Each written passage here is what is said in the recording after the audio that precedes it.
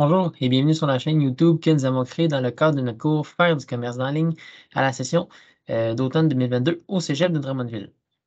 Donc, dans cette vidéo, vous allez apprendre en fait ce que doit contenir un header d'un site Internet. En fait, le header, c'est le haut de page d'un site web et vous allez aussi apprendre comment modifier le header d'un site web à l'aide du logiciel Wix.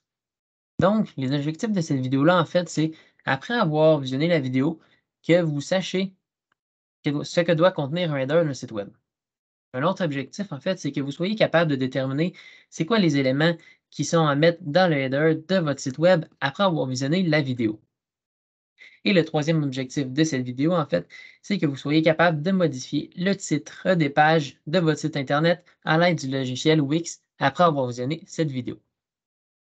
Donc, que doit contenir le header d'un site web? Donc, premièrement, on doit retrouver le logo en haut à gauche du site Internet. Selon moi, ça, c'est l'élément le plus important, à retenir avec la formation d'aujourd'hui. On doit aussi avoir le titre des pages, bien visible en haut du site web, ainsi que la page contact qui permet en fait aux visiteurs de rapidement prendre contact avec l'entreprise. On doit être capable de retrouver les icônes des médias sociaux.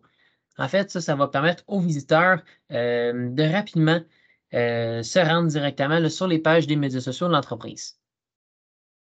On doit aussi y retrouver une barre de recherche. Donc, si c'est le cas, cela dépend de votre type d'entreprise. Si vous avez un type d'entreprise de service, ce n'est pas nécessairement pertinent, mais si vous vendez des produits, cela va être pertinent pour que les visiteurs puissent trouver rapidement le produit qu'ils cherchent. Un compte login, encore une fois, pour que le client soit capable de se connecter à son compte, si c'est le cas selon votre type d'entreprise. Un panier d'achat, si le client peut faire des achats en ligne. Une liste des magasins, encore une fois, si c'est le cas, selon votre entreprise. Donc, par exemple, Canadian Tire, qui a des centaines de magasins au Québec, dans son header de son site web, on est capable de retrouver la liste des magasins. De plus, on peut aussi retrouver l'option de langage. Donc, si vous avez une clientèle française et anglaise, par exemple, il peut être pertinent d'avoir en fait le site web en version française et en version anglaise. Donc, je vais vous montrer à l'instant quelques exemples de sites Internet.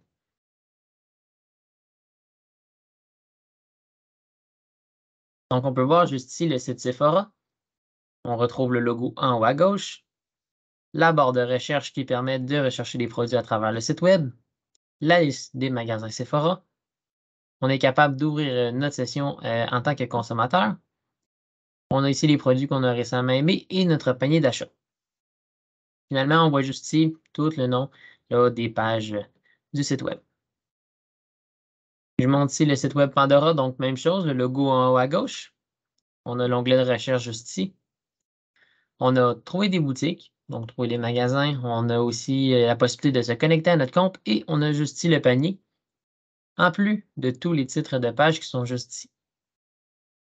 Je vous fais remarquer une chose. Dans les deux sites web, il y a un élément que j'ai mentionné qu'on ne retrouve pas dans le header. En fait, c'est l'icône des médias sociaux. Donc, les icônes des médias sociaux, eux, ils ont mis dans le bas de page, ce qui n'est pas une mauvaise chose, mais moi, je vous recommande vraiment de le mettre en haut de page.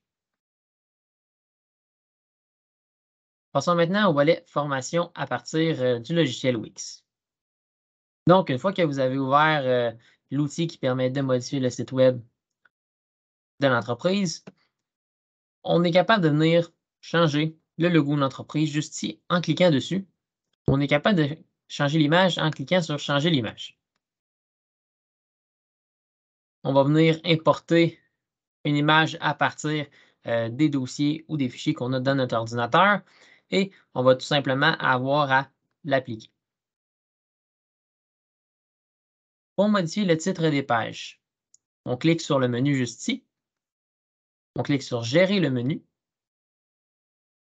Et par la suite, on a la possibilité de voir toutes les pages. Donc, on est capable d'ajouter un élément de menu, donc une nouvelle page en cliquant sur le bouton juste ici. Par exemple, je voudrais que la page Notre équipe soit devant la page Entreprise. On a simplement à cliquer dessus et à la déplacer comme ça ici. Pour modifier le nom, en fait, le titre de la page, on clique sur les trois petits points juste ici et on peut renommer la page de la façon qu'on veut. Une fois que cela est fait, on clique tout simplement sur OK. Passons maintenant aux icônes des médias sociaux.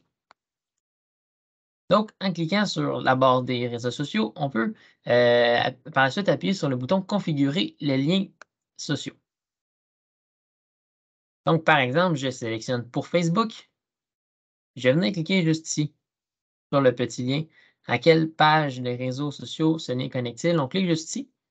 Et moi, en fait, ce que j'ai choisi, c'est une adresse Internet. Donc, j'ai mis l'URL de la page Facebook de l'entreprise, donc adresse Internet. Je suis venu copier-coller l'URL de la page Facebook de l'entreprise et je souhaite que le visiteur, en fait, quand il va cliquer sur ça, ça va ouvrir une nouvelle fenêtre. Un coup qu'on a copié-collé et qu'on a sélectionné une nouvelle fenêtre ou fenêtre actuelle, tout dépendant de ce que vous avez besoin, on clique tout simplement sur Terminer. Par la suite, on peut faire la même opération pour les trois autres médias sociaux ou les médias sociaux qui sont pertinents pour votre entreprise. Une fois que le tout est fait, on clique tout simplement sur Terminer. Je vous fais porter l'attention sur une dernière petite chose. Voyez-vous les lignes pointillées juste ici et juste ici? C'est bien important que tous les éléments qu'on met dans le site web, en fait, dans le header, soient présents entre ces deux lignes pointillées-là. Pourquoi? En fait, c'est seulement parce que tout dépendant de la résolution des appareils, des visiteurs du site Internet, en fait, si la résolution est plus ou moins élevée, ça se peut que les éléments qui sont en dehors des petites lignes pointillées n'apparaissent pas. Donc, c'est bien important que tous les éléments soient à l'intérieur des pointillés, comme on peut voir juste ici avec l'entreprise de François Martin. Donc, un petit rappel des éléments à ne pas oublier, en fait, il faut toujours avoir le logo en haut à gauche d'un site Internet. Bien important, si ce n'est pas l'élément le plus important lorsqu'on construit un site web. On doit y voir apparaître le titre de toutes les pages du site web et aussi la page Contact. De plus, il faudra avoir une icône des médias sociaux. En fait, la barre d'icônes des médias sociaux, tout dépendant avec quels médias sociaux votre entreprise utilise. Un onglet de recherche, si c'est pertinent pour vous, encore une fois, si vous vendez des produits. Et dernier petit rappel sur Wix, c'est bien important que tous les éléments qu'on met dans le header soient situés dans les petites lignes pointillées afin que tous les visiteurs du site web soient capables de voir tous les éléments de notre header. Donc, si vous avez des questions, je vous invite à les laisser en commentaire et à vous abonner à la chaîne. Merci, bonne journée.